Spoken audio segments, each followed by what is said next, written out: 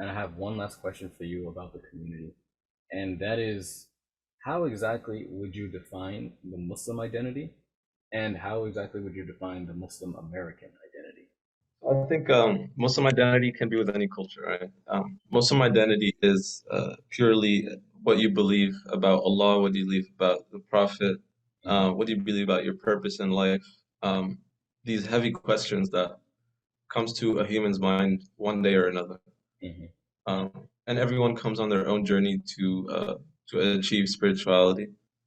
And so your Muslim identity can be with anything.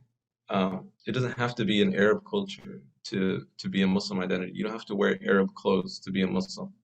And when it comes to Muslim American identity, it's the inputs that growing up in this country um, gives you as a human, as a person, how it affects your personality, how it affects your expectations of the world, how does it affect your likes and your dislikes, what the kind of food that you like, all these different things that impact you as a person from a sociological perspective.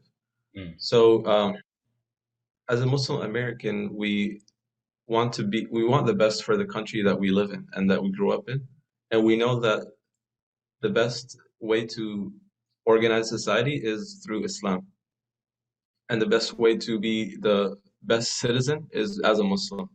Hmm. And so coupling these two identities is what you get when you're a Muslim American. And I think we should all strive to be the best Muslim and the best American that we can be. No, that's definitely important, and unfortunately, there are some notions that we can't blend the two elements. Like, you can't be Muslim and American. You can't be a Muslim American. But as you said, it's very possible and very easy to do it. It just means that you have to make sure that you put your priorities where your priorities need to be for the sake of Allah subhanahu wa ta'ala. And then you put those priorities into action. You implement them with your actions. Like, you're not saying that it's like, okay, I'm Muslim American, and everybody's going out for drinks after work, so I don't go with them because I'm just trying to blend in with Muslim American culture. Like, no. No. I mean, your priorities got to be what your priorities got to be. We believe that Yeah, alcohol and drinking is haram and whatnot. So you got to be like, okay, no, I'm sorry. I'll go to work. I'll go to school. I'll talk to people, interact with people in the best and most halal way. But at the same time, I'm not going to sacrifice my values. I'm not going yeah, to, start implementing all these things that go against my core fundamental beliefs. Because, yeah, exactly. I'm Muslim and I'm American. But the thing is, they don't have to clash with each other. They really don't. Yeah, It's very easy to be Muslim and American. You can pray at work, you can pray at school, you can go to the masjid. Alhamdulillah, we have so many masajid. We have so many masajid here, and it's such a blessing because it's so easy for us to implement our religion in this country. Like, sometimes there are people who don't like Muslims, who hate on us. Like, yeah, I mean, but at the same time, it's not like we're being forced and rounded up into concentration camps. We're not being bombed. We're not being hurt like, other Muslim countries around the world. So it's such a blessing here yeah, in this country. We have the ease of worship and whatnot. And yeah, sometimes people don't like you, but would you rather have people not like you or rather have people drop a bomb on you? Because I feel like yeah, there's an easy choice to make when it comes to those two options right there.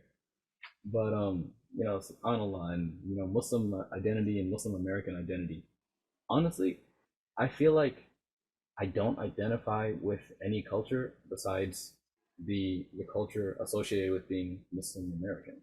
Because me personally, I'm mixed, right? My dad's black, and my mom is from Zanzibar.